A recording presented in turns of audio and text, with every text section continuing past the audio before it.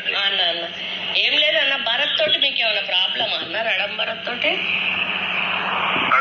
తోటి నాకు ప్రాబ్లం ఏరా? ఏం ప్రాబ్లం అన్న? ఇక నేను పర్సనల్ గా మాట్లాడతాను, ఫోన్ లో మాట్లాడతాను. పర్సనల్ గా కాదన్న, ఇప్పుడు ఆయన మా ఆధ్వర్యంలో జాయిన్ అయ్యిండు, నేను ఒక మినిస్టర్ ని. ఆయన ఆధ్వర్యంలో జాయిన్ అయిన కోపం కాదు అసలు, యాటిట్యూడ్ నాకు నచ్చగానే. యాటిట్యూడ్ అంటే ఇన్ని సంవత్సరాల నుంచి మాకు పని చేస్తా ఉన్నాడు కదన్న, లేని యాటిట్యూడ్ ఇప్పుడు కొత్తగా ఇప్పుడు మీరు జాయిన్ చేసుకున్నారు, నేను ఇప్పుడు ఏం మాట్లాడతాను చెప్పు. అంత ముందు నాతో ఒక మాట, మీరు ఈ మాట అని ఉంటే నేను డెఫినెట్ గా మీ దగ్గరికి వచ్చింది. ఇప్పుడు నన్ను మేయర్ ని జాయిన్ చేసుకున్నారు కాదన్న, నా దగ్గర మేయర్ ని జాయిన్ చేసుకున్నారు. మేయర్ జాయిన్ అయిన విషయం నాకు తెలియదు కదా.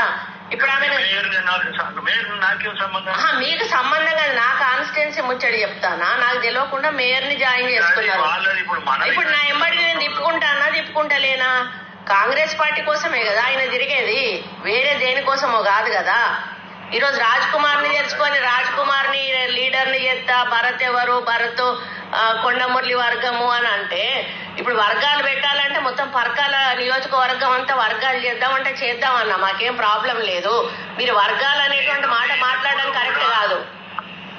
ఒక్కటి ఎప్పుడు కూడా నేను ఎక్కడ కించపరిచి మాట్లాడలేదు అన్నా, నేను ఎప్పుడు కించపరిచి మాట్లాడలేదు అన్నా. నిన్న కూడా మాట్లాడుతూ నేను కొండమురళి గారి పేరు తీసుకొని ఇంకా సహకరించాలని ప్రతి ఒక్కరి పేరు తీసుకొని పర్లేదు. మిమ్మల్ని గెలిపించారు కాబట్టి మీరు తీసుకోవాల్సిందే, తీసుకోకపోతే మీకే పరువు పోతుంది, మీకే ఇబ్బంది అవుతుంది, అది మాకు తెలుసు. ఇప్పుడు భరత్ అనేవాడు, భరత్ కాదన్నా, కాదు ఇది ఇక్కడితో తెగాలన్నా. ఎందుకు అనంటే, మీరు ఒకరిని విడిగా చేసి మా వెంబడి ఉంటాను అనేటువంటి మాట చేసి, ఇప్పుడు 30 ఏళ్ల నుంచి ఉన్నటువంటి అభిమానాన్ని అయితే చంపుకోలేరు కదన్న వాళ్ళు. ఇప్పుడు మీకు పని చేయకపోతే మీరు అడగాలి, మీకు పని చేయ అన్న. సౌజన్యతో సహా వ్యతిరేకించారు వాళ్ళు. సౌజన్య సొక్కమా అన్న? సౌజన్యం అన్న సొక్కమా?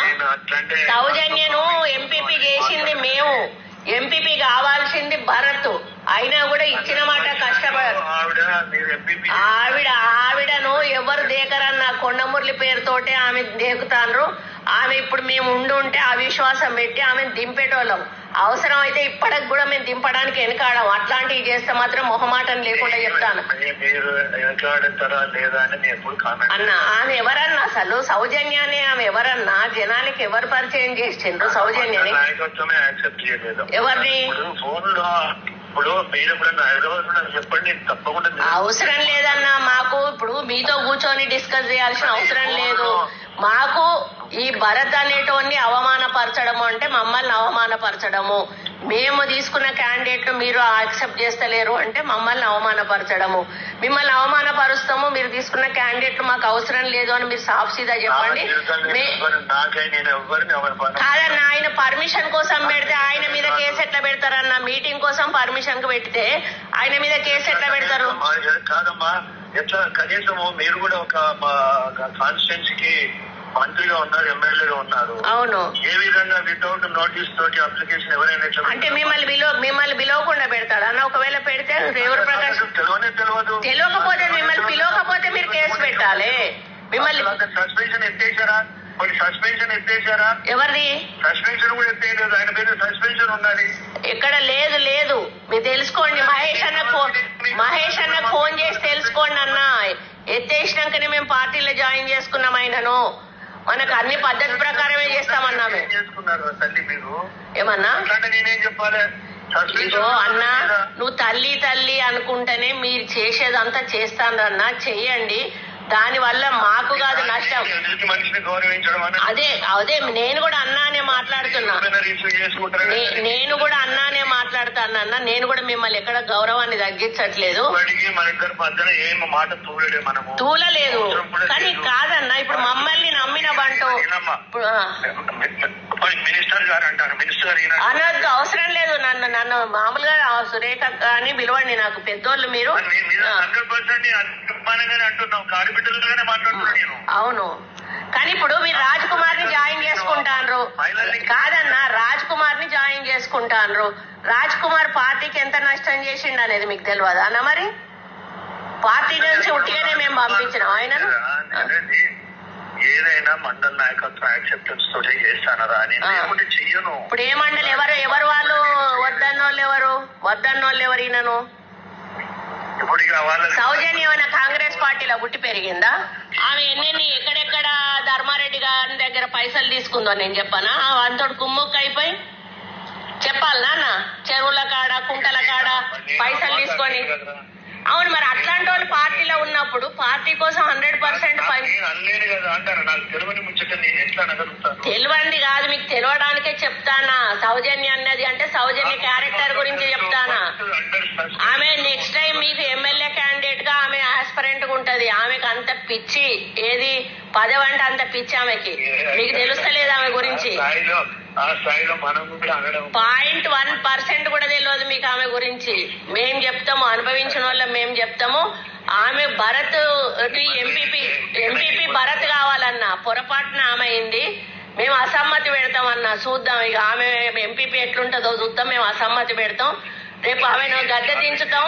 రేపు గద్దె దించుతామన్నా ఖచ్చితంగా సౌజన్యాన్ని గద్దె దించుతాం. భరత్ ను మేము ఎంపీపీ చేస్తాము. మీరు ఇట్లనే ఆయనను విడదీస్తే మాత్రం తప్పనిసరిగా గీజుగొండన మాత్రం వర్గపోరు అయితే నడుస్తుంది అన్న. మేము ఉట్టి ఊరుకోం. గీజుగొండ అనేది మా సొంత మండలము. అక్కడ ఎవరికి అన్యాయం జరిగినా కూడా మేము నోరు మూసుకొని ఊరుకోము. మాకు అవసరం లేని వాళ్ళని కూడా మీరు ఎంటర్టైన్ చేసినా కూడా మేము ఊరుకోమన్నా. మిగతా కాన్స్టిట్యున్సీలలో లేదు. మీరు రాజ్ కుమార్ ని తీసుకుంటే మాత్రం ఖచ్చితంగా మేము అక్కడ వర్గపోరు స్టార్ట్ చేస్తాము. అది ఖచ్చితంగా జరుగుతుంది.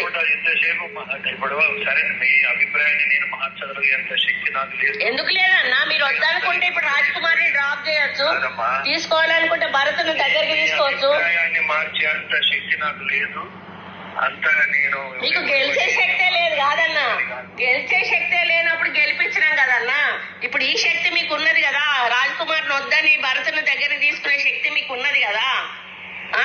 దేవుడు ప్రకాష్ రెడ్డి అంటాడు 10 రోజుల ముందు వచ్చిండు. 100%, 1000%. ఈ రోజు మేము వద్దు అని అంటే కాంగ్రెస్ పార్టీలో మా వాళ్ళు అనేటోళ్ళు మీరు వెళ్ళే మీటింగ్లకు రారు. ఇప్పటికి కూడా నేను చెప్తా ఉన్నా. అది ప్రతి మండలంలో ప్రతి గ్రామంలో మీరు అనుకుంటారు, ఎమ్మెల్యేగా అనుకుంటారు. ధమ్కి కాదన్నా, మీరు భరత్ ను వేరు చేయడం నచ్చదు. ధమ్కి కాదన్నా, ఉన్నమాట చెప్తున్నా. మీరు భరత్ ను వేరు చేస్తే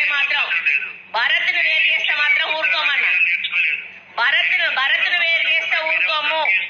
నేను చెప్పేది వినండి. ధమ్కి కాదు, మీకు వాస్తవాలు చెప్తా ఉన్నాము.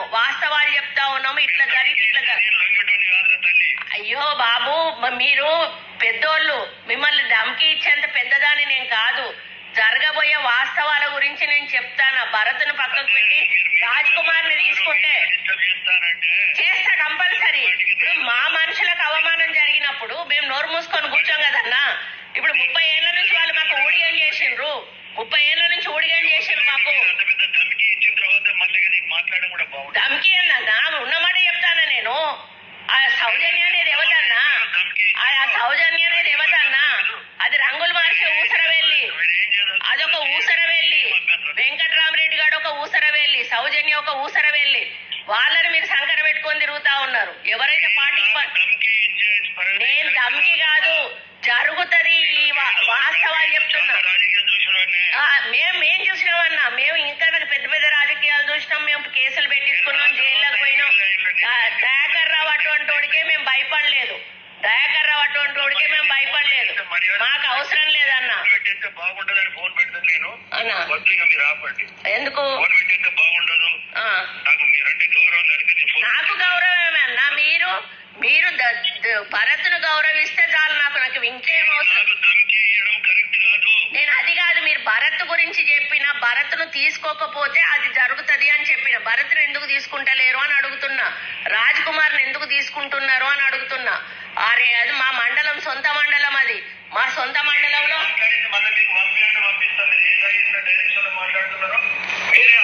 రికార్డు చేసుకుంటున్నారు కదా, చేసుకోండి. నాకేం ప్రాబ్లం లేదన్నా. రికార్డు చేయండి. నేనేం మాట్లాడలే. నేను అన్ని కూడా ఒళ్ళు దగ్గర పెట్టుకునే మాట్లాడతాను, మైండ్ దగ్గర పెట్టుకునే మాట్లాడతాను. రాజ్ కుమార్ ని ఎంటర్టైన్ చేయొద్దు. భరత్ ను మీరు కలుపుకోండి. పార్టీకి అక్కడ మేలు జరుగుతుంది అని చెప్తున్నా నేను. రాజ్ కుమార్ వల్ల పార్టీ నష్టపోయింది అక్కడ. భరత్ వల్ల పార్టీ పైకొచ్చింది, ఈమెతోటి మొత్తం అవినీతి జరిగింది, వెంకట్రామరెడ్డి గారు దొంగ, వెంకట్రామరెడ్డి గారు ధర్మారెడ్డి గారు తొత్తువాడు, వాడి దగ్గర పైసలు తీసుకొని బతుకుతాడు వీడు దొంగ, వీనికి కూడా ఇచ్చిండ్రు ఇవాళ. మినిస్టర్ గారు ఒక్క సెకండ్ దయచేసి నా మాట వినండి. నేను ఫోన్ పెట్టేయడం అనేది నాకు సంస్కారం అనిపిస్తలేదు, బాగా అనిపిస్తలేదు. దయచేసి అర్థం చేసుకోండి. మీరు చెప్పిన నేను విన్నాను. మీరు ఏం చేయదలుచుకున్నా నేనేం అడ్డుపడటం కూడా కాదు, మీ ఇష్టం మీరు ఏం చేసుకుంటారో. రాజ్ కుమార్ విషయం ఏం చేద్దాం అనుకుంటున్నారు అదొక్కటి చెప్పండి. థ్యాంక్ యూ అమ్మా. రాజ్ కుమార్ విషయం ఏం చేద్దాం అనుకుంటున్నారు?